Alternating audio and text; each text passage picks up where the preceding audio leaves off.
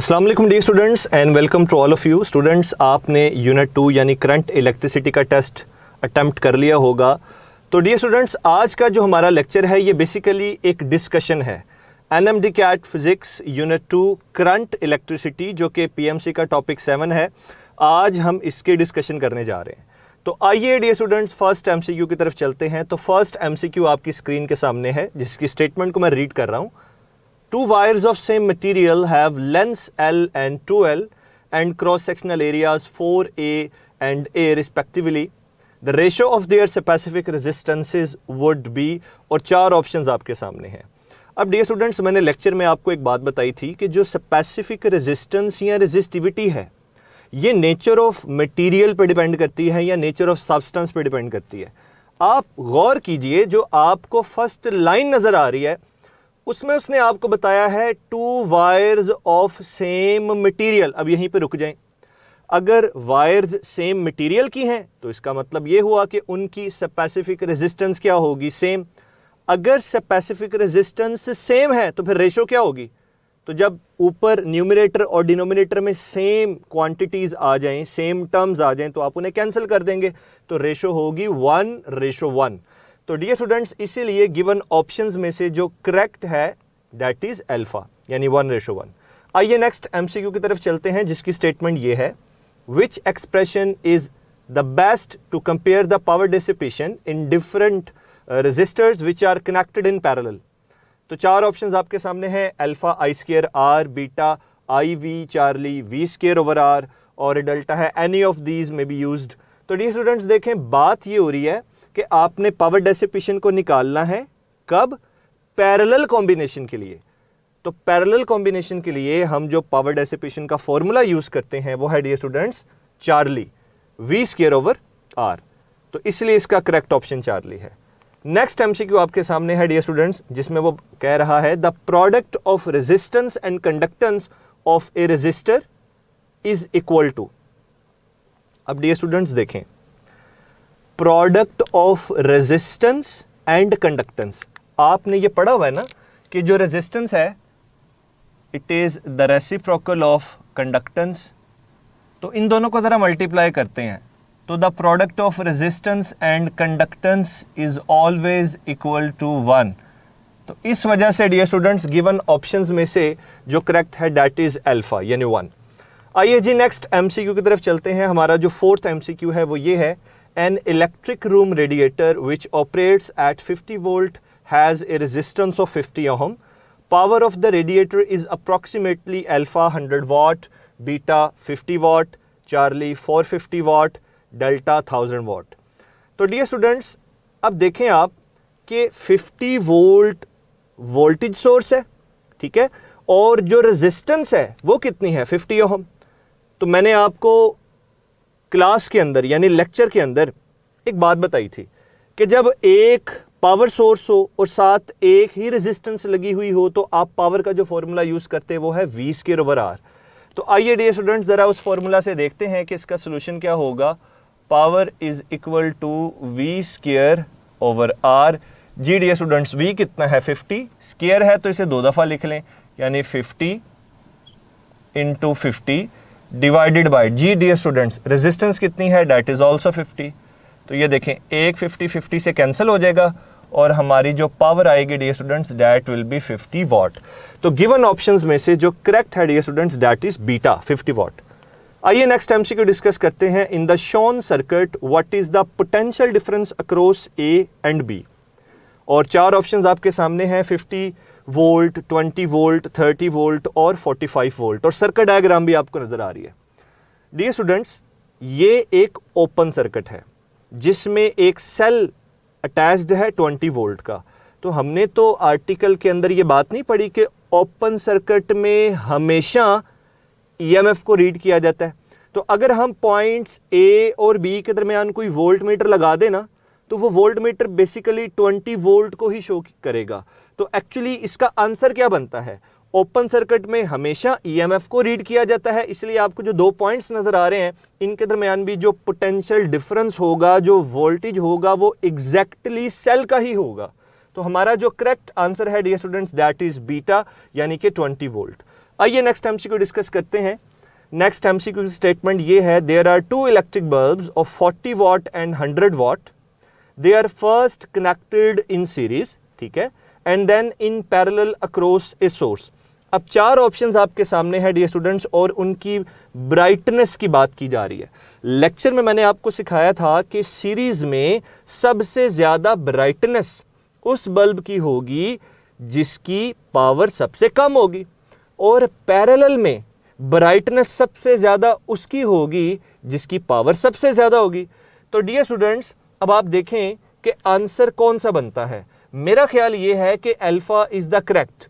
40 watt bulb will be brighter in series and 100 watt in parallel, क्योंकि आपको पता है जो ब्राइटनेस है उसका पावर कंज्यूम्ड के साथ डायरेक्ट रिलेशन आता है, और ये बात आप लोगों ने लेक्चर में बड़े अच्छे से सीखी हुई है। तो इस वजह से डियर स्टूडेंट्स, इन गिवन ऑप्शंस में से जो करेक्ट है दैट इज अल्फा। आइए नेक्स्ट एमसीक्यू डिस्कस करते हैं, जिसकी स्टेटमेंट ये है, a total charge of 100 coulomb flows through a 12 watt bulb in a time of 50 seconds. What is the potential difference across the bulb during this time? 4 options आपके सामने है dear students. अब आप जरा सोचिए कि आपको गिवन क्या है और आपने फाइंड आउट क्या करना है। स्टूडेंट्स, चार्ज आपके पास है यानी Q गिवन है, आपके पास पावर दी हुई है जो कि 12 वोल्ट है, आपको टाइम दिया हुआ है और आपसे क्या पूछा गया है कि आप हमें पोटेंशियल डिफरेंस को फाइंड आउट करके दें। तो स्टूडेंट्स, आपने एक रिलेशन पढ़ा होगा, P is equal to VI। देखें, अगर इस रिलेशन में मैं V को एज इट इज रहने दूं और I की जगह लिख दूं Q डिवाइडेड बाय T, तो यहां से एक रिलेशन बन जाएगा। अब वो रिलेशन क्या बनेगा, देखें जी, मैंने यहां से वोल्टेज को निकालना है।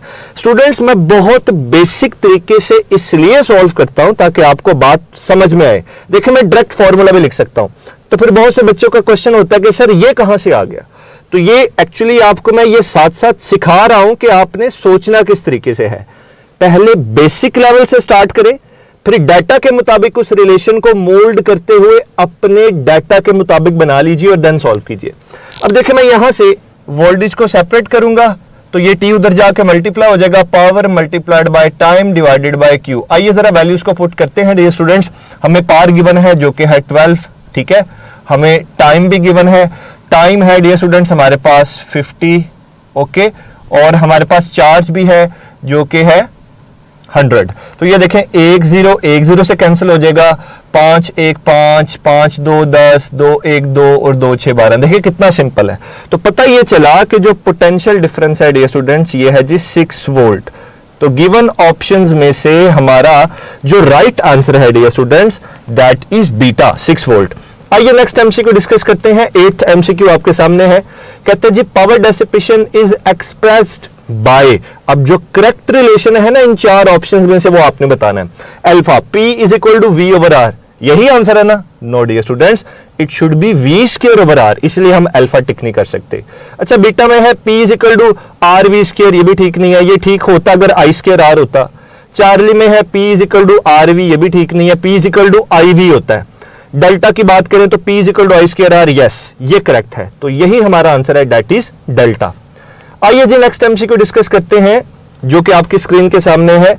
An electric bulb of 100 watt is connected to a supply of electricity of 220 volt, resistance of the filament is. तो 4 ऑप्शंस आपके सामने है डियर स्टूडेंट्स, आइए देखते हैं इसे कैसे सॉल्व करेंगे। ये देखिए आपको एक ये रिलेशन नजर आ रहा है, यहां से हम रेजिस्टेंस भी तो निकाल सकते हैं ना स्टूडेंट्स। तो अगर मैं यहां से रेजिस्टेंस निकालूं तो ये देखें, इस रिलेशन से मैं जो रेजिस्टेंस का फॉर्मूला लिखूंगा वो कुछ ऐसे होगा, आर पी की जगह चला जाएगा, पी आर की जगह, तो ये आ जाएगा वी स्क्वायर ओवर पी। जी डियर स्टूडेंट्स, वोल्टेज कितना है 220, स्क्वायर है भाई, मैं तो नहीं स्क्वायर लेता, 2 दफा लिख ले आप, इजी है। और डियर स्टूडेंट्स आपको पावर गिवन है, पावर कितनी है जनाब 100 वॉट। तो ये देखें 1 0 1 0 से कैंसिल, 1 0 1 0 से कैंसिल, 22 को 22 से मल्टीप्लाई करेंगे तो dear students it will be 484 ohm. तो हमारा जो करेक्ट आंसर है dear students that is alpha. आइए जी नेक्स्ट चलते हैं, आपका 10th एमसीक्यू जिसकी स्टेटमेंट ये है, the EMF is always dash even when no current is drawn through the battery और सेल। ये आपकी टेक्स्ट बुक की लाइन है। तो इन चारों ऑप्शंस में से जो करेक्ट है डियर स्टूडेंट्स वो ये है, the EMF is always present ठीक है, तो हमारा करेक्ट ऑप्शन है बीटा। आइए dear students next MCQ discuss करते हैं, 11th एमसीक्यू, जो कि ये है why should household appliances be connected in parallel with the voltage source. चार ऑप्शंस आपके सामने हैं। अल्फा है जी to increase the resistance of the circuit, beta to decrease the resistance of the circuit, Charlie to provide each appliance the same voltage as the power source, और delta है to provide each appliance the same current as the power source. Dear students, इसका एक बड़ा common सा answer है। देखिए हमारे घरों में जितने भी लोड्स हैं, या आप यूं समझे कि हमारे घरों में जब वायरिंग की जाती है तो सारी पैरेलल कनेक्शन से की जाती है, क्योंकि हमारे घर के अंदर डिफरेंट अप्लायंसेस मौजूद हैं। आप उन सब को सीरीज में नहीं लगा सकते। अगर आपने सीरीज में लगाया तो क्या मुझे बताएं कि जितना करंट एसी लेता है, क्या उतने करंट पे इलेक्ट्रिक आयरन ऑपरेट हो सकती है? उतने ही करंट पे टीवी ऑपरेट हो सकता है? उतने ही करंट पे मोबाइल चार्जर ऑपरेट हो सकता है? तो हम सीरीज में नहीं लगाते, क्योंकि डियर स्टूडेंट्स अगर सीरीज में लगाएंगे तो अप्लायंसेस के, वो कहते हैं ना, बड़े एक कॉमन सी लैंग्वेज में वर्ड यूज किया जाता है, जी चीजें उड़ जाएंगी। तो वही चीज है, हम चीजों को पैरेलल कनेक्शन में लगाते हैं ताकि हर अप्लायंस को वही वोल्टेज मिले जो सोर्स की तरफ से आ रहा है, यानी 220 वोल्ट। पैरेलल में लगाएंगे तो हर अप्लायंस अपनी अपनी रेजिस्टेंस के मुताबिक उस सोर्स से करंट को ड्रॉ कर लेगी। तो डियर स्टूडेंट्स यहां पे जो हमारा बेस्ट आंसर है that is Charlie, to provide each appliance the same voltage as the power source. आइए dear students next MCQ discuss करते हैं। 12th एमसीक्यू आपकी स्क्रीन के सामने है। When bulbs are connected in series then generally to find the power we give priority to the relation. देखें cells जो bulbs हैं, सॉरी सेल्स कह रहा हूं, जो बल्ब्स हैं किसमें लगाए हैं? बल्ब्स लगाए गए हैं डियर स्टूडेंट्स सीरीज में। तो सीरीज में हम P = I² यूज करते हैं। सिंपल सा आंसर है, तो गिवन ऑप्शंस में से जो करेक्ट है दैट इज चार्ली। आइए नेक्स्ट एमसीक्यू डिस्कस करते हैं, और एक बड़ा इंपॉर्टेंट एमसीक्यू है। देखिए जरा, कहता है जी in the circuit shown below the power divide in 6 ohm resistance is 6 watt. 6 ohm की जो रेजिस्टेंस है उसके अक्रॉस जो पावर सोर्स की वजह से पावर डेवलप हुई है डियर स्टूडेंट्स वो है 6 वाट। अब क्या कहता है?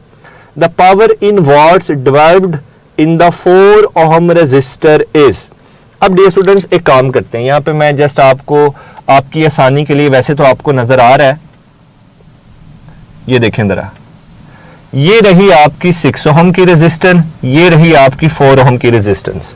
वो कहते हैं ये जो 6 ओम की रेजिस्टर है ना, कहता है इसके अक्रॉस 6 वाट है, ठीक है। अब डियर स्टूडेंट्स ये दोनों रेजिस्टेंसेस लगी हुई है पैरेलल में, तो अगर मुझे इसके अक्रॉस चाहिए पार तो मुझे फॉर्मूला यूज करना पड़ेगा P = V²/R, लेकिन V है ही नहीं मेरे पास, तो अब मैं पहले V निकालूंगा। आप अगेन डियर स्टूडेंट्स ये वाला रिलेशन यूज करेंगे। अगर इस रिलेशन से मैं वोल्टेज को निकालूं तो वोल्टेज क्या आएगा? V² = PR।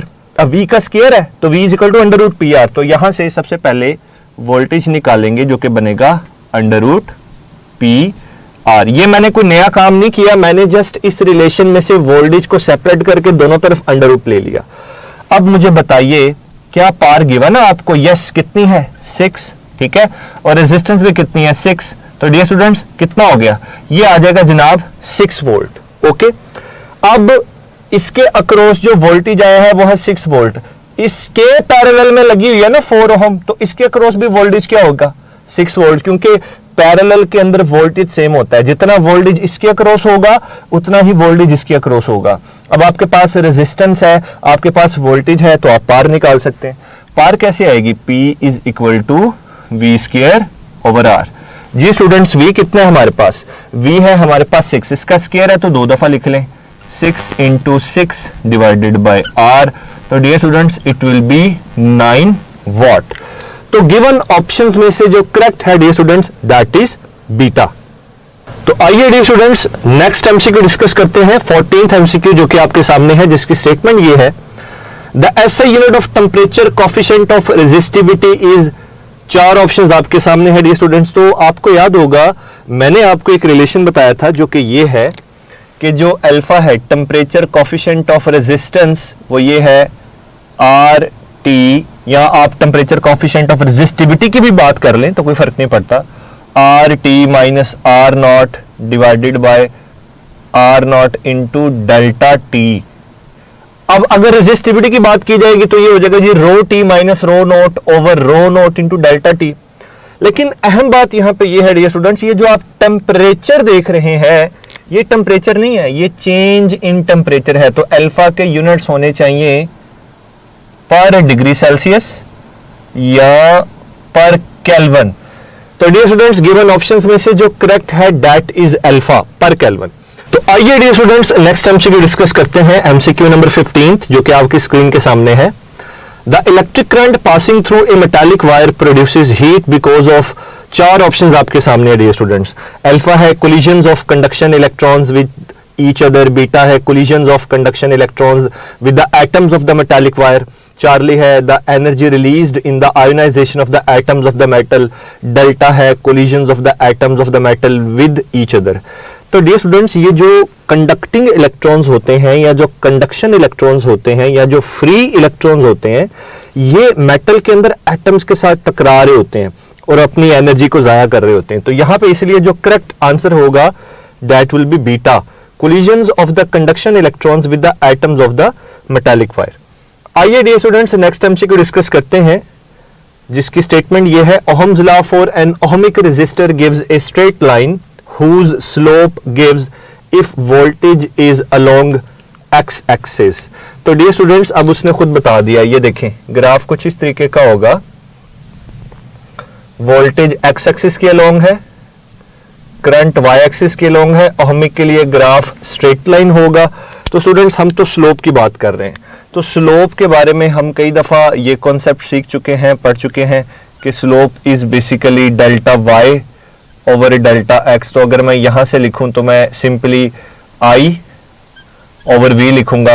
और स्टूडेंट्स ये जो आई ओवर वी है ये किसके इक्वल होता है, तो पता चला कि यहां से जो स्लोप है आप v equal to I R से पता लगा सकते हैं ना, तो ये 1 ओवर आर के इक्वल होगा जिसे डियर स्टूडेंट्स हम लोग कंडक्टेंस भी कहते हैं।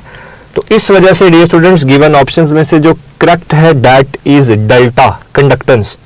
आइए नेक्स्ट एमसीक्यू डिस्कस करते हैं जिसकी स्टेटमेंट ये है, 3 resistances 2 ohm 3 ohm and 5 ohm are connected in parallel, ये इंपॉर्टेंट बात है, to a battery of x volts. अब x अननोन है तो एक जनरल वर्ड यूज किया गया है x volts, and of negligible internal resistance, the potential drop across 3 ohm resistor will be. तो डियर स्टूडेंट्स इस तरह के क्वेश्चन में आपने ट्रैप नहीं होना है, 3 रेजिस्टेंसेस है, तीनों को पैरेलल में लगाया गया है एक वोल्टेज सोर्स के साथ, तो हर एक रेजिस्टर के अक्रॉस पोटेंशियल ड्रॉप सेम होगा या हर एक रेजिस्टर के अक्रॉस वही वोल्टेज होगा जो बैटरी का होगा। बैटरी का कितना है, x वोल्ट्स है, तो इस वजह से स्टूडेंट्स हमारा जो करेक्ट आंसर है that is delta x volts. आइए जी नेक्स्ट मूव करते हैं और एक एमसीक्यू आपके सामने है, the specific resistance of manganin, ये वायर है एक बेसिकली एलॉय होती है, the specific resistance of manganese wire is 50 into 10 raised to power minus 8 ohm meter। the resistance of a cube, word याद रखिएगा, the resistance of a cube of length 50 centimeter will be। 4 option students आपके सामने है, तो हम यहां पे जो रिलेशन यूज करेंगे that will be R is equal to rho L over A।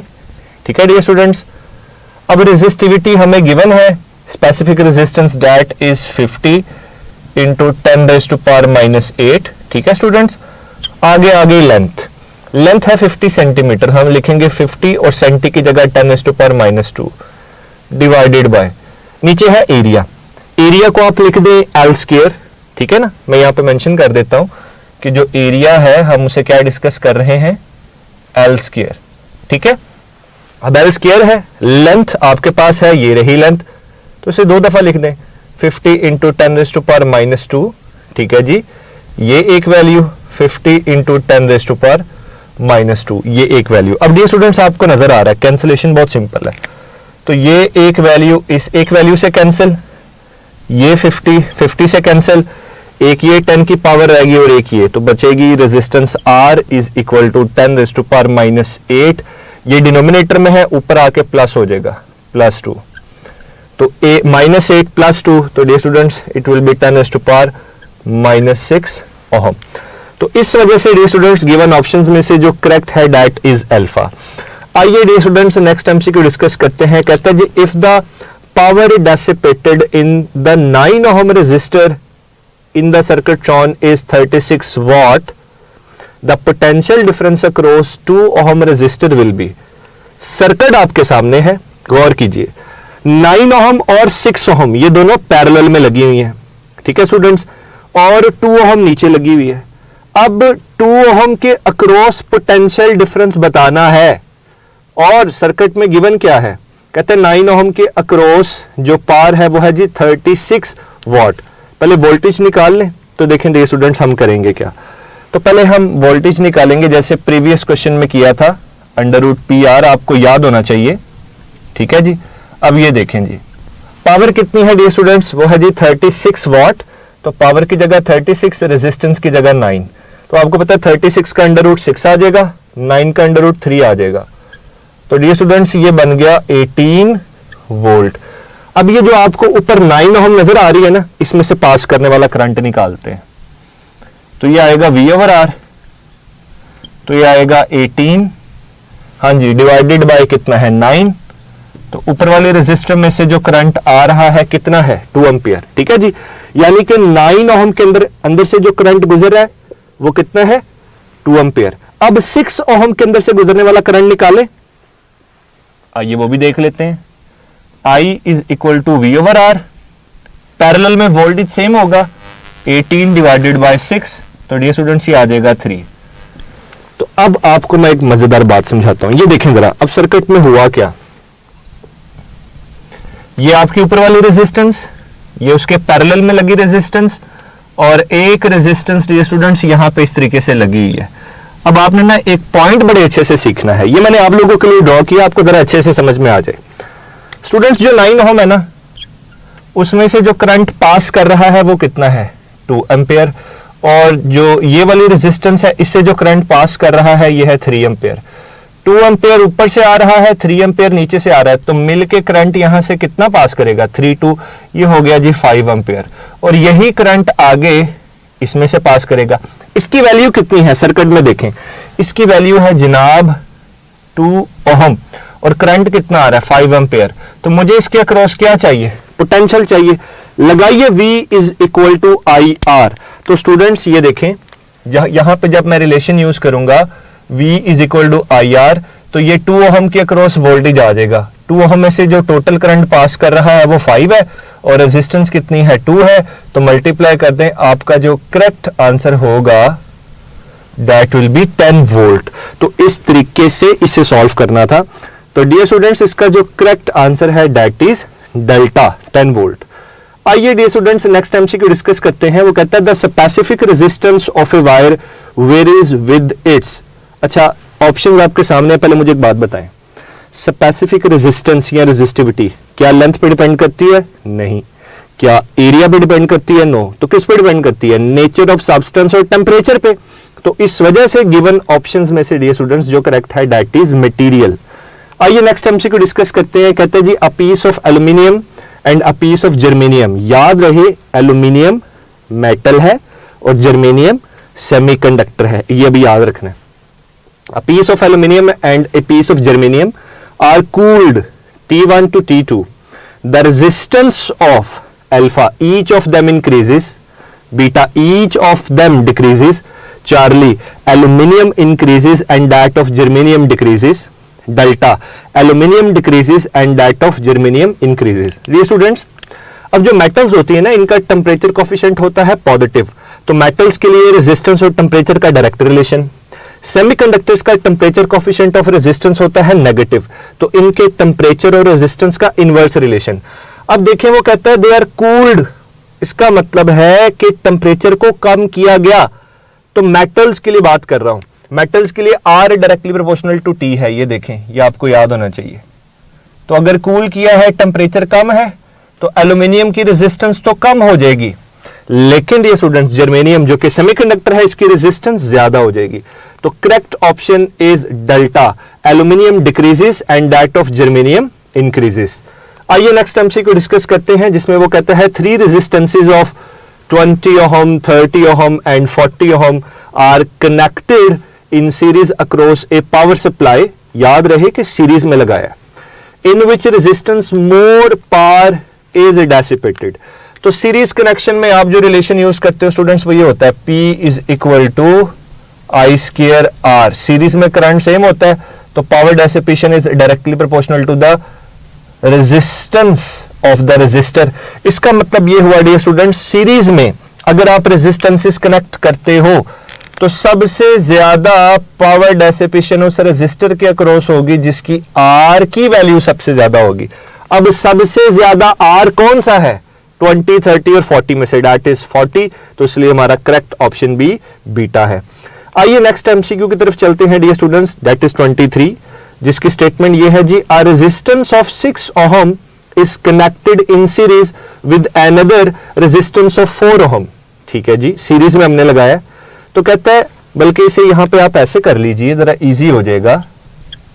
एक ये रेजिस्टेंस है, एक ये रेजिस्टेंस है डियर स्टूडेंट्स.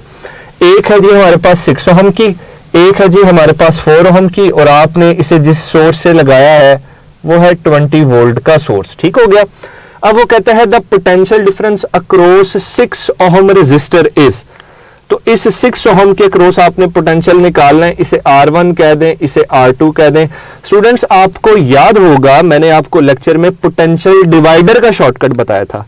जो शॉर्टकट एक्चुअली ये है, मैं V1 लिखता हूं, V1 इज इक्वल टू, ये होता है जी R1 over R equivalent multiplied by total voltage. अब जिसके अक्रॉस मुझे वोल्टेज चाहिए वो कौन सी है, देखिए लिखता है वो 6 ओहम. इसे मैं कह रहा हूं R1, तो ये ऊपर आ जाएगा R1 over R equivalent. Series में है तो सीरीज में दोनों ऐड कर दें. 6 + 4 कितना हो गया 10, मल्टीप्लाइड बाय टोटल वोल्टेज कितना है 20, ये रहा 20. एक जीरो को एक जीरो से कैंसिल कर दें तो इसके 6 ओहम के अक्रॉस जो वोल्टेज आ रहा है dear students, that is 6 multiplied by 2, 12 volt. तो इस वजह से डियर स्टूडेंट्स गिवन ऑप्शंस में से जो करेक्ट है दैट इज डेल्टा 12 वोल्ट. तो आइए नेक्स्ट एमसीक्यू डिस्कस करते हैं डियर स्टूडेंट्स, जो कि 24th एमसीक्यू है, आपके सामने है. Resistance of a particular wire is Y ohm. In general बात कर रहा है इसलिए आपको कोई वैल्यू नहीं दी. The wire is traced in such a way that its new length is 3 times more than its previous length. What will be the resistance of the wire? ये stretching का केस है डियर स्टूडेंट्स, और आपको पता है कि stretching में हम जो फॉर्मूला यूज करते हैं वो है जी R is directly proportional to L square. अभी आप लोगों ने देखा है क्वेश्चन के अंदर कि लेंथ को कितने टाइम्स कर दिया गया है, 3 टाइम्स. तो इसका मतलब है ये हो जाएगा 3L स्क्वायर. जब आप इसका स्क्वायर ओपन करेंगे डियर स्टूडेंट्स तो ये बन जाएगा, ये देखें R एज इट इज, ये भी एज इट इज, ये स्क्वायर ओपन करेंगे ये बनेगा 9L स्क्वायर. इसका मतलब कि जो पहले वाली रेजिस्टेंस है वो 9 टाइम्स इंक्रीज हो जाएगी. अब पहले वाली रेजिस्टेंस थी क्या, क्वेश्चन में देखें, दैट इज Y ओहम. तो ये 9Y होनी चाहिए. तो इस वजह से डियर स्टूडेंट्स हमारा जो करेक्ट ऑप्शन है दैट इज बीटा. आइए नेक्स्ट एमसीक्यू डिस्कस करते हैं, 25th एमसीक्यू, जो कि आपकी स्क्रीन के सामने है, कि when the length and area of cross section both are doubled. Length को भी डबल कर दिया और क्रॉस सेक्शनल एरिया को भी डबल कर दिया, तो कहता है then its resistance will be. तो डियर स्टूडेंट्स 4 ऑप्शंस आपके सामने हैं. आइए जरा देखते हैं कि रेजिस्टेंस हम कैसे निकालेंगे. रेजिस्टेंस होती है R is equal to rho L over A. इसे R डैश करेंगे क्योंकि डियर स्टूडेंट्स अब आपने लेंथ को भी डबल कर दिया है और एरिया को भी डबल कर दिया है. तो ये देखें, जो ऊपर लेंथ के साथ 2 आया है, जो एरिया के साथ 2 आया है, ये 2 से कैंसिल हो जाएगा. तो डियर स्टूडेंट्स अगेन आपके पास सेम रेजिस्टेंस आ जाएगी. तो न्यू रेजिस्टेंस और प्रीवियस रेजिस्टेंस R ही होगी, यानी सेम रहेगी. तो इस वजह से डियर स्टूडेंट्स हमारा जो आंसर है that is beta will remain the same. आइए नेक्स्ट एमसीक्यू डिस्कस करते हैं, 26th एमसीक्यू आपकी स्क्रीन के सामने है डियर स्टूडेंट्स, और ये पोटेंशियोमीटर के टॉपिक से रिलेटेड है. बड़ा एक इंपॉर्टेंट एमसीक्यू है, ये आप अपने नोट्स में भी ऐड कर लीजिएगा, जिसकी स्टेटमेंट ये है, the circuit shown here is used to compare the EMFs of 2 cells E1 and E2. और अब वो बता रहा है कि E1 is greater than E2. 2 sales हैं और दोनों सेल्स में से ईएमएफ जिसकी ज्यादा है वो है E1. अब कहता है the null point is at C when the galvanometer is connected to E1. अगर आप ज्यादा ईएमएफ के सेल को सर्किट में लगा के नल कंडीशन को फाइंड करते हैं तो सर्किट में आपको वो पॉइंट सी दिखाया हुआ है, ठीक है। कहते हैं when the galvanometer is connected to E2, अब गैल्वेनोमीटर को आपने छोटे सेल के साथ कनेक्ट किया है जिसकी ईएमएफ पहले से कम है। तो स्टूडेंट्स ये आपको पता नहीं, मैंने आपको एक रिलेशन भी बताया था कि E is directly proportional to L कह दें, या आप लोगों ने पढ़ा था कि जो किसी भी सेल का वोल्टेज है वो उसकी बैलेंसिंग लेंथ के डायरेक्टली प्रोपोर्शनल है। तो अब वो यही तो पूछ रहा है कि when the galvanometer is connected to E2 the null point will be, चार ऑप्शंस आपके सामने। तो जिसकी ईएमएफ कम है, जिसका वोल्टेज कम है डियर स्टूडेंट्स, उसकी बैलेंसिंग लेंथ भी क्या होगी, कम। अगर बैलेंसिंग लेंथ पहले से कम है तो वो सी पॉइंट से थोड़ा पीछे होगी, यानी आपको स्क्रीन पे नजर आ रहा है डियर स्टूडेंट्स, तो ये लेफ्ट साइड पे होगी। तो हमारा जो करेक्ट ऑप्शन है that is alpha, to the left of C. आइए नेक्स्ट एमसीक्यू डिस्कस करते हैं जो कि 27th एमसीक्यू है, जिसकी स्टेटमेंट है a current of 4.8 amperes is flowing in a conductor, the number of electrons passing through any cross section per second, number of electrons passing through any cross section in 1 second. तो dear students N/T को find out करना है। अब ये मैं direct लिखूंगा, माशाल्लाह आपकी एक काफी प्रैक्टिस हो चुकी है, तो ये I डिवाइडेड बाय, हाँ जी किसके बराबर होगा, I/E के बराबर होगा डियर स्टूडेंट्स, क्योंकि I is equal to Q divided by T होता है, Q को लिखिए NE, और लेक्चर में भी हमने बहुत ज्यादा MCQs ऐसे सॉल्व किए हैं। स्टूडेंट्स करंट कितना है, ये है जी हमारे पास 4.8 और E की वैल्यू कितनी होती है 1.6 इंटू 10⁻⁻19। स्टूडेंट्स ऊपर क्या है 4.8, नीचे क्या है 1.6, ऊपर आप लिख सकते हैं 48 डिवाइडेड बाय 10, नीचे लिख लें जी 16 डिवाइडेड बाय 10, 10 से कैंसिल हो जाएगा, और स्टूडेंट्स फर्दर आप इसे ऐसे लिख सकते हैं 48 डिवाइडेड बाय 16, ये ऊपर आ जाएगा, ये 10⁻+19 बन जाएगा। तो स्टूडेंट्स ये जब आप डिवाइड करेंगे तो ये 3 आ जाएगा, तो हमारा जो आंसर होगा that will be 3 into 10⁻19 number of electrons per second. तो हमारा यहाँ पे जो करेक्ट आंसर है दैट इज अल्फा। आइए नेक्स्ट एमसीक्यू डिस्कस करते हैं। 28th एमसीक्यू आपके सामने है, कहते हैं जी 1.6 milli ampere current is flowing in a conducting wire, then the number of electrons flowing per second is, number of electrons flowing per second is, यानी फिर यही बात पूछ रहा है। तो स्टूडेंट्स ये देखें फॉर्मूला तो यही यूज होगा ना, ठीक है। तो number of electrons per second, हाँ जी करंट कितना है 1.6 मिली, मैं लिखूंगा 1.6 और मिली को लिख देंगे 10⁻⁻3, ये आई की जगह आ गया। अब नीचे क्या है E, charge on an electron, 1.6 into 10⁻⁻19, तो 1.6 से कैंसिल हो गया। तो स्टूडेंट्स फर्दर आप इसे ऐसे लिख सकते हैं, ये बनेगा स्टूडेंट्स 10⁻³ प्लस 19, जिसे स्टूडेंट्स आप 10⁻+16 लिख सकते हैं। तो ये आपका करेक्ट ऑप्शन है। तो डियर स्टूडेंट्स गिवन ऑप्शंस में से जो आंसर है दैट इज बीटा, यानी 10⁻16। आइए नेक्स्ट एमसीक्यू डिस्कस करते हैं। कहते हैं जी EMF and terminal potential difference are related as, alpha में है EMF E is equal to VT plus IR, where VT is the terminal potential difference. Beta में है EI प्लस R, ओके ये कुछ समझ में नहीं आया रिलेशन। चार्ली में कहता है E minus IR is equal to VT, yes alpha और चार्ली समझ में आ रही है, दोनों ठीक है। बीटा के बारे में आप कॉन्शियस होंगे कि सर ये कहां से आ गया, तो डियर स्टूडेंट्स इसलिए इसका जो करेक्ट आंसर है that is delta, both A and C, क्योंकि अल्फा में गिवन रिलेशन और चार्ली में गिवन रिलेशन वैलिड है, एग्जिस्ट करता है। जो रिलेशन बीटा में है वो एग्जिस्ट नहीं करता है, वो रॉन्ग है, तो इस वजह से डेल्टा करेक्ट आंसर है। आइए नेक्स्ट एमसीक्यू की तरफ चलते हैं। 30th एमसीक्यू है जिसकी स्टेटमेंट मैं रीड कर रहा हूं, at what temperature will the resistance of a copper wire becomes 3 times its value at 0 degree Celsius. Okay, temperature coefficient of resistance for copper is 4 into 10⁻⁻³ per degree Celsius, और 4 options dear students आपके सामने हैं जी। क्या कहता है, at what temperature will the resistance of copper wire become 3 times its value at 0 degree Celsius. तो आपने basically temperature rise को निकालना है, या वो टेम्परेचर निकालना है जिस पर रेजिस्टेंस अब 3 टाइम्स हो जाती है पहले वाले के। तो स्टूडेंट्स एक रिलेशन आपको याद होना चाहिए जो कि ये है R T is equal to R naught into 1 plus alpha delta T. ठीक है डियर स्टूडेंट्स, अब वो खुद बता रहा है कि आर टी कितनी हो जाती है। जरा स्टेटमेंट को फिर आप गौर से देखिए, 3 times of initial, 3 times of its value at 0 degree Celsius. तो इस आर टी की जगह मैं ये ना लिखूं 3 times of resistance at 0 degree Celsius, R T की जगह 3 आर नॉट आ गया, ये भी आर नॉट आ गया, 1 प्लस जी डियर स्टूडेंट्स क्या है वैल्यू जनाब अल्फा की, ये है जी 4 इंटू 10⁻³ है, ये डिनोमिनेटर में आके क्या हो जाएगा स्टूडेंट्स 1000 हो जाएगा। ठीक है, और उसके बाद ये delta T as it is रहेगा। अब स्टूडेंट्स से काम करते हैं, यहां पे काम ये करना है, ये देखें आर नॉट के साथ कैंसिल करते हैं। तो जब आप आर नॉट को आर नॉट के साथ कैंसिल कर देंगे, यहां पे क्या आ जाएगा, ये आ जाएगा 3, और स्टूडेंट्स यहां पे हमारे पास जो फर्दर आ जाएगा that will B 1 plus 4 delta T divided by 1000। ठीक है डियर स्टूडेंट्स, अब एक काम करते हैं, यहां पे काम हमने ये करना है कि ये देखें ये क्या है 1 है, इसे उधर ले जाएं।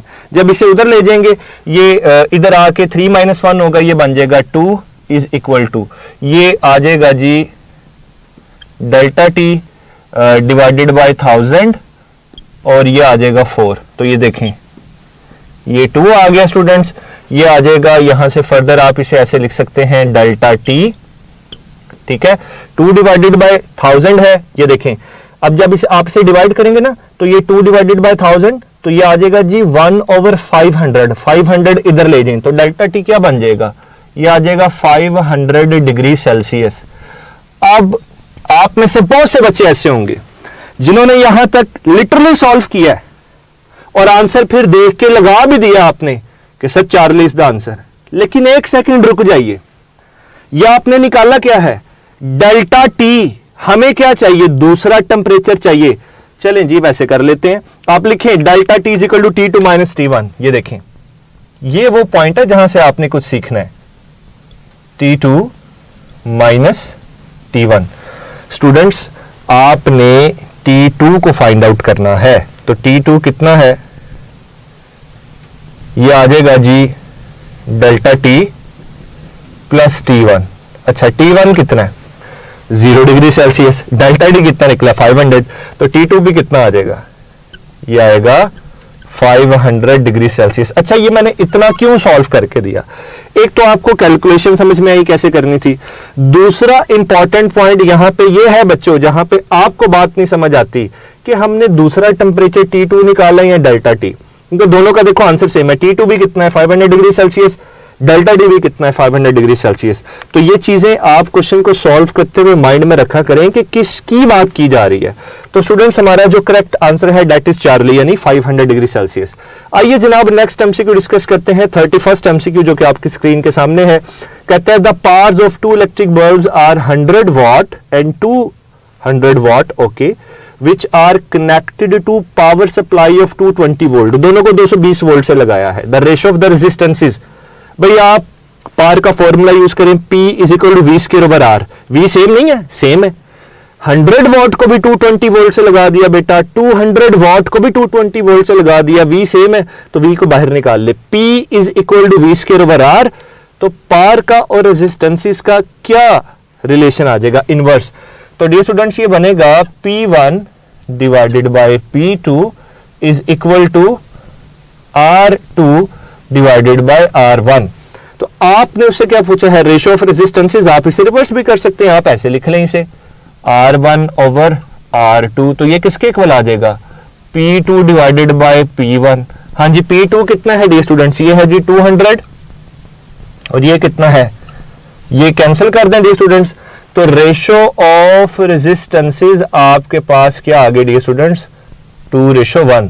तो गिवन ऑप्शंस में से जो करेक्ट ऑप्शन है dear students that is Charlie 2:1। Next MCQ है डियर स्टूडेंट्स आपके सामने 32nd, जिसकी स्टेटमेंट ये है a charge of 90 coulomb passes through a wire in 1 hour and 15 minutes. What is the current in the wire? तो dear students, अगर आप गौर करें तो ये जो एमसीक्यू आपके सामने है, ये आपकी टेक्स्ट बुक की एक्सरसाइज का एक न्यूमेरिकल भी है। तो इसे कैसे सॉल्व करना है, देखें, इंतहाई सिंपल है। आप लोगों ने करंट फाइंड आउट करना है, तो आप लिखेंगे current I is equal to Q divided by T. ठीक है डियर स्टूडेंट्स। चार्ज कितना है, दैट इज ऑफ 90 कूलम, तो 90 आ गया। अच्छा जी, अब आपको चाहिए टाइम।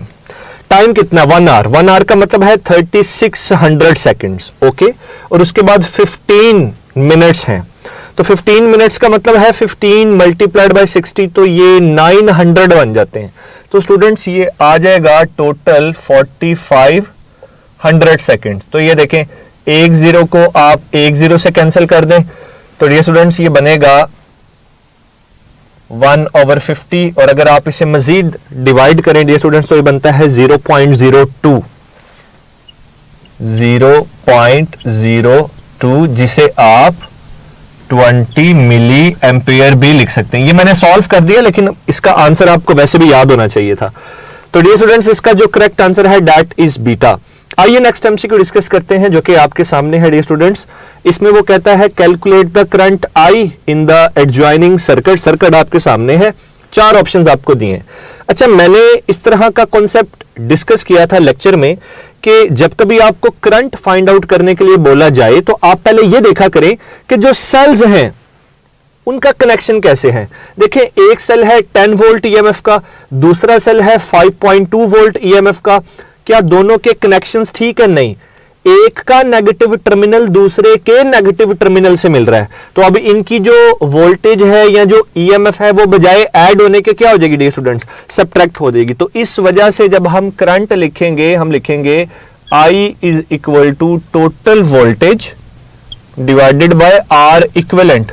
अब टोटल वोल्टेज कैसे आएगा डियर स्टूडेंट्स, आप 10 वोल्ट में से 5.2 को सब्ट्रैक्ट करोगे तो आपके पास, चले मैं लिख देता हूं, 10 minus 5.2 divided by R equivalent. अब आपको 3 रेजिस्टेंसेस नजर आ रही हैं, 10 प्लस 3 प्लस 3, क्योंकि तीनों सीरीज में है, तो 10 प्लस 3 प्लस 3 हो जाएगा 16, तो डिनोमिनेटर में आ जाएगा 16। ऊपर क्या आएगा जी, ऊपर आएगा 4.8 डिवाइडेड बाय 16, जिसे आप फर्दर यूं लिखिए 48 डिवाइडेड बाय 10 मल्टीप्लाइड बाय 16।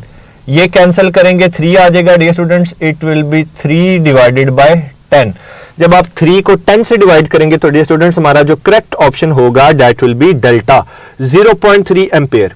आइए नेक्स्ट एमसीक्यू डिस्कस करते हैं। 34 कहते हैं जी electric current is defined as. तो डियर स्टूडेंट्स, एक बड़ी सिंपल सी डेफिनेशन आपसे पूछी गई है, तो जो हमारा करेक्ट ऑप्शन है that is beta, rate of flow of charges through a conductor. आइए नेक्स्ट एमसीक्यू डिस्कस करते हैं। 35 when the internal resistance R of a source is equal to the load resistor R, the maximum power output is given by, simple सा relation है, हमने पढ़ा था when capital R is equal to small r, तो जो battery या source है ये मैक्सिमम पावर डिलीवर कर रहा होता है, और जिसका रिलेशन है E स्क्वायर ओवर 4R। तो गिवन ऑप्शंस में से जो करेक्ट है dear students that is beta. आइए जी नेक्स्ट मूव करते हैं। 36 एमसीक्यू आपके सामने है, कहता है if a source of EMF is traversed from positive to negative, the potential change will be, source of EMF is traversed from positive to negative। मैंने कुछ इस तरीके से आपको ना एक डायग्राम समझाई थी, बड़े आसान तरीके से। ये पॉजिटिव है, ये नेगेटिव है। जनाब करंट इस तरीके से आ रहा है कन्वेंशनल करंट के, वो इस सोर्स ऑफ ईएमएफ के पॉजिटिव टर्मिनल में एंटर हो रहा है और नेगेटिव टर्मिनल से लीव कर रहा है। करंट है पॉजिटिव चार्जेस की वजह से कन्वेंशनल, ठीक है। तो जब ये पॉजिटिव चार्जेस इस टर्मिनल से गुजर के यहां पे आएंगे तो एनर्जी जाया होगी और पोटेंशियल ड्रॉप को हम नेगेटिव कंसीडर करेंगे। तो डियर स्टूडेंट्स, गिवन ऑप्शंस में से जो करेक्ट है दैट इज बीटा, नेगेटिव। आइए नेक्स्ट एमसीक्यू डिस्कस करते हैं। कहते हैं the resistance of a wire of length 200 meter, ठीक है जी, लेंथ आपको गिवन है, and cross sectional area 1 millimeter square made of material of resistivity 1 into 10⁻⁻7 ohm meter is। तो डियर स्टूडेंट्स, इसका सॉल्यूशन हम इस तरीके से करेंगे कि हम लिखेंगे resistance R is equal to rho L over A। तो रेजिस्टिविटी आपको गिवन है, आप इसे यूं लिख लें 1 into 10⁻⁻7, ठीक है जी। लेंथ कितनी गिवन है 200 डिवाइडेड बाय एरिया।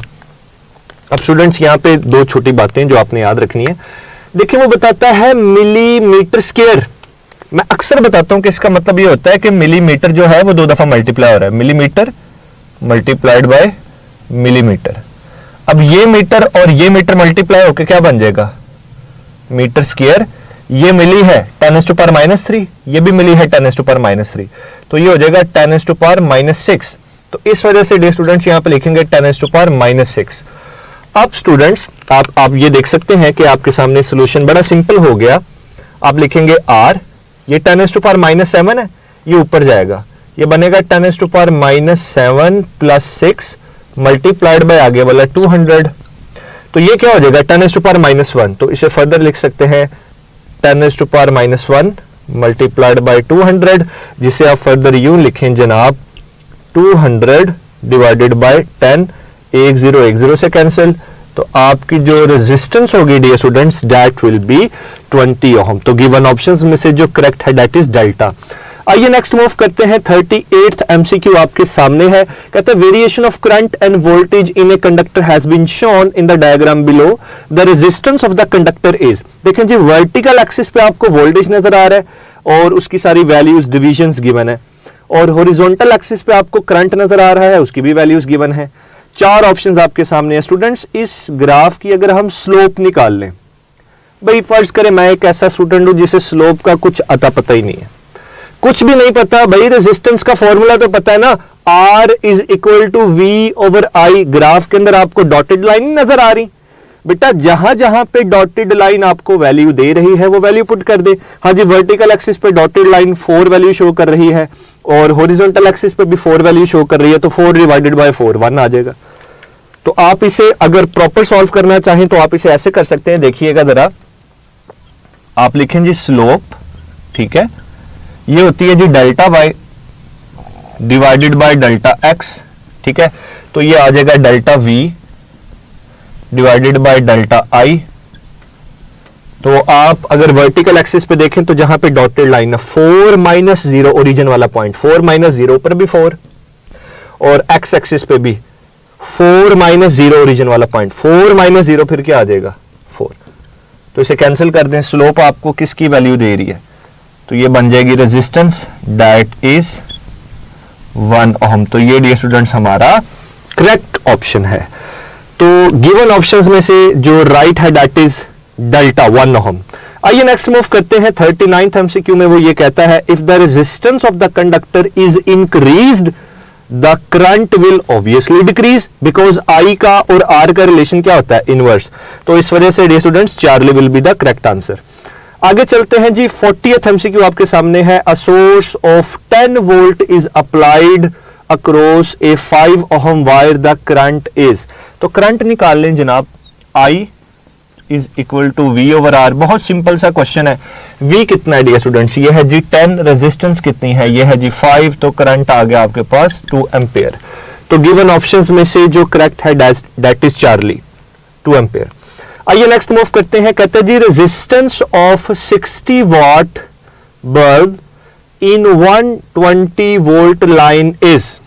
ठीक है जी। अब आप लोगों ने रेजिस्टेंस को फाइंड आउट करना है, तो स्टूडेंट्स रेजिस्टेंस को फाइंड आउट करने का एक रिलेशन ये है ना, R is equal to V square over P, P is equal to V square over R। याद है वहां से हमने रेजिस्टेंस का फॉर्मूला लिखा है। वोल्टेज कितना है 120, स्क्वायर है ना, 2 दफा लिखेंगे 120 इंटू 120, और स्टूडेंट्स पार कितनी है दैट इज 60, तो ये आ जाएगा 60। तो अब ये देखें 1 0 को 1 0 से कैंसिल कर दें, 6 1 6 6 2 12, 120 मल्टीप्लाइड बाय 2 डियर स्टूडेंट्स, तो ये आ जाएगा 240। तो हमारा जो करेक्ट ऑप्शन है dear students that is beta. आइए नेक्स्ट एमसीक्यू डिस्कस करते हैं।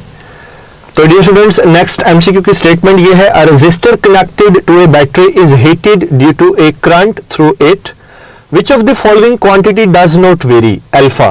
क्योंकि जाहिर सी बात है कि अगर वो करंट की वजह से हीटअप हो गई है तो टेम्परेचर इंक्रीज कर गया हो गया, तो रेजिस्टेंस तो वेरी करेगी। तो अगर रेजिस्टेंस चेंज हो रही है डियर स्टूडेंट्स तो इसका मतलब है करंट चेंज हुआ, तो बेटा ड्रिफ्ट वेलोसिटी भी चेंज होगी। टेम्परेचर डिपेंडेंट रेजिस्टिविटी भी है, तो चार्ली रेजिस्टिविटी भी क्या होगी, चेंज होगी। मतलब रेजिस्टेंस भी चेंज, ड्रिफ्ट वेलोसिटी भी चेंज, रेजिस्टिविटी भी चेंज, लेकिन according to law of conservation of charge वो सेम रहेंगे।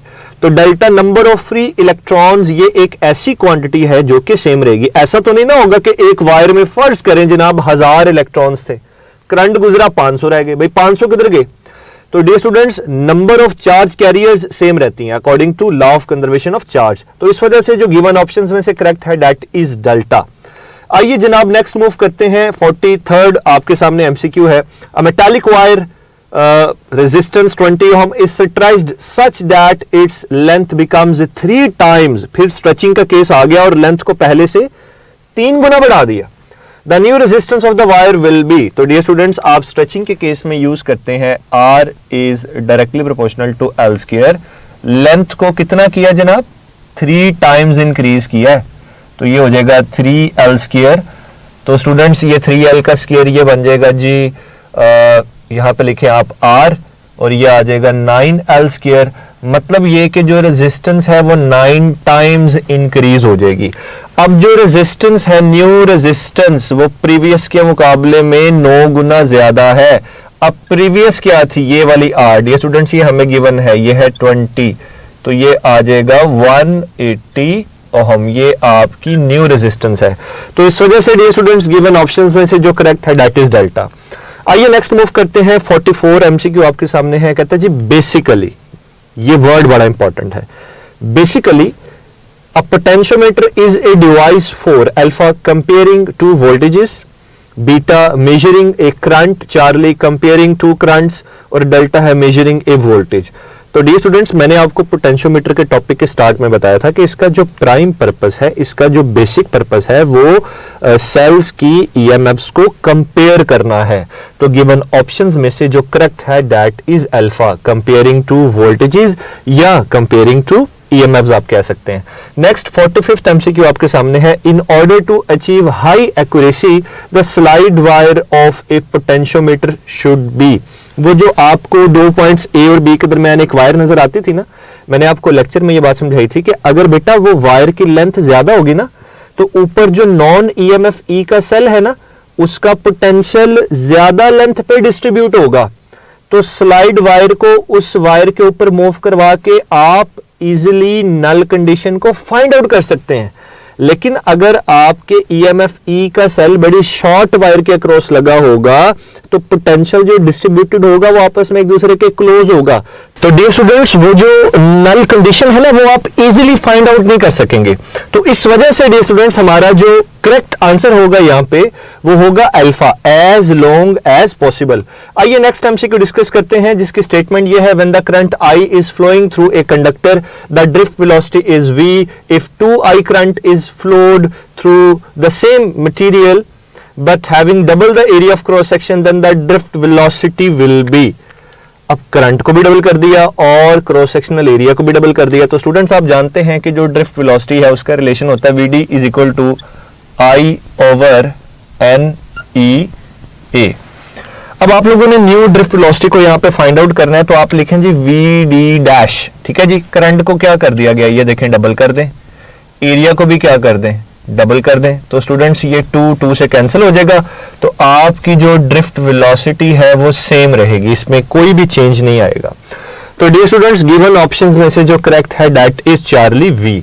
आइए नेक्स्ट एमसीक्यू डिस्कस करते हैं। 47th, the amount of energy delivered by the power of 1 kilowatt in 1 hour is called. Dear students वैसे तो second year में ये टॉपिक नहीं है किलोवाट आवर का, आपकी फर्स्ट ईयर चैप्टर नंबर 4 में वो किलोवाट आवर के बारे में एक्सप्लेन करता है कि kilowatt hour is the work done by an agency whose power is 1 watt in 1 hour, यानी 1 घंटे में अगर वो इतना वर्क कर ले।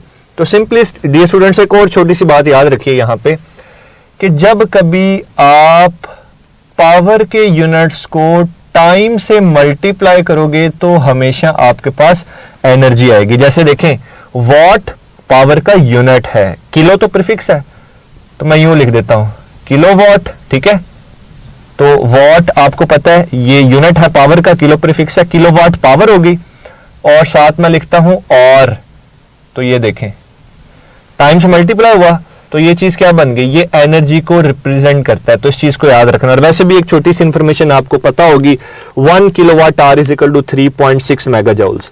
तो डियर स्टूडेंट्स यहां पे एक्चुअली ये डेफिनेशन है, तो इसका जो आंसर है that is delta kilowatt hour. आइए जी नेक्स्ट मूव करते हैं। 48th एमसीक्यू आपके सामने है। A very large unit of electric energy is needed which is called, इसे कहा जाता है commercial unit of electrical energy. तो डियर स्टूडेंट्स गिवन ऑप्शंस में से जो करेक्ट है that is beta, kilowatt hour. क्यों?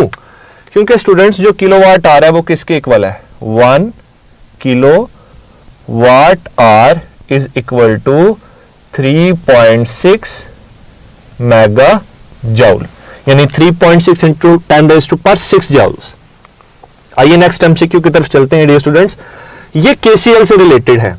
49th एमसीक्यू है, कहते हैं जी in the given current distribution what is the value of I. तो डियर स्टूडेंट्स इस तरीके से एक डायग्राम आपके सामने बनी हुई है, ठीक है जी। यहां से पास करने वाला करंट आपने बताना है, ठीक है जी। एक करंट यहां से इस तरीके से आ रहा है और ये करंट है स्टूडेंट्स 4 एम्पियर का। इसके साथ ये देखिए हमने 4 एम्पियर लिख दिया।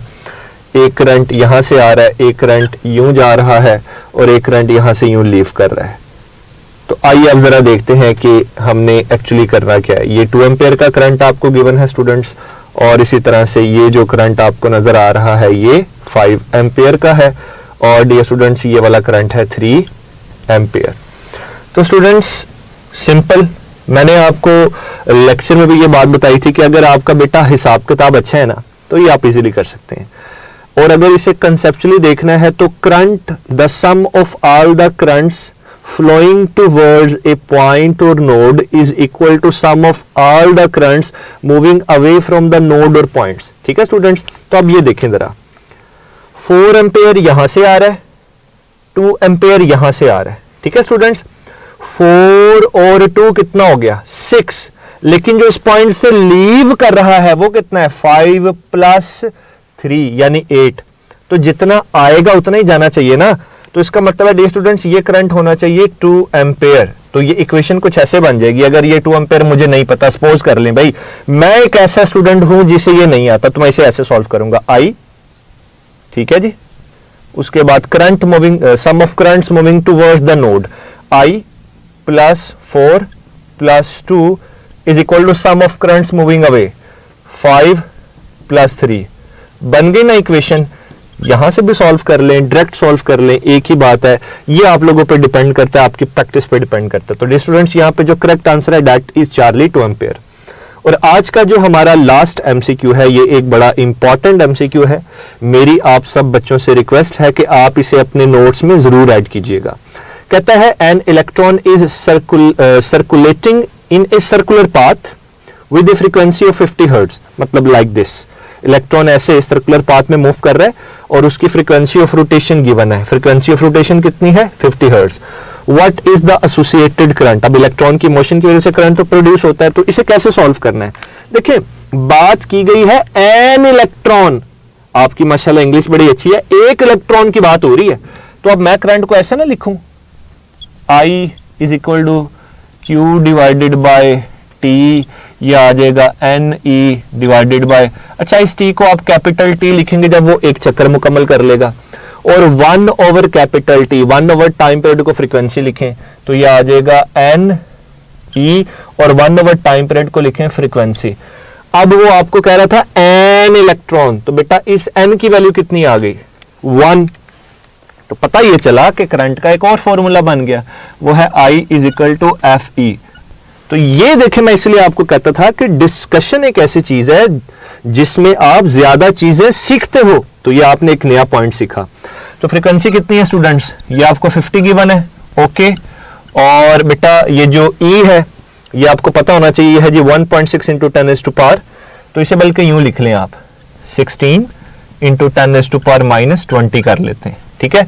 इसे मल्टीप्लाई करें, इसे मल्टीप्लाई करेंगे डियर स्टूडेंट्स ये बनेगा 800 इंटू 10⁻⁻20। अब पहले ऑप्शंस को देखें स्टूडेंट्स, ये बनेगा जी 8 इंटू 10⁻+2, तो ये बनेगा 8 इंटू 10⁻⁻18। अब पहले ऑप्शंस की तरफ देखा, चार्ली में है 8 इंटू 10⁻⁻17। नहीं जी नहीं, ये नहीं हो सकता, क्योंकि हमारा जो आंसर आ रहा है इसके मुताबिक वो आ रहा है 8 इंटू 10⁻18। अब डियर स्टूडेंट्स ये 8 है, अगर मैं इसे 0.8 करूं तो ये -17 बन जाएगा। मैं इसे लिख देता हूं, ये बन रहा था 8 इंटू 10⁻18 एम्पियर, लेकिन ये ऑप्शन है ही नहीं। तो स्टूडेंट्स लेकिन इसे मैं ऐसे तो लिख सकता हूं 0.8 इंटू 10⁻17 एम्पियर। तो इस वजह से डियर स्टूडेंट्स जो गिवन ऑप्शंस में से करेक्ट है that is alpha. I hope so dear students आप लोगों ने अपनी मिस्टेक्स को देख लिया होगा और आपको डिस्कशन बड़े अच्छे से समझ में आ गई होगी। लेकिन डियर स्टूडेंट्स फिर भी अगर डिस्कशन में आपको कोई भी क्वेश्चन प्रॉब्लम करता है तो आप उसे ऐप के थ्रू मुझसे जरूर पूछिए। मैं इंशाल्लाह उसका अगेन आपको सोल्यूशन दूंगा, आपको बताऊंगा कि इसको ऐसे भी किया जा सकता है। तो डियर स्टूडेंट्स अपना ख्याल रखिएगा। Thank you so much and Allah Hafiz.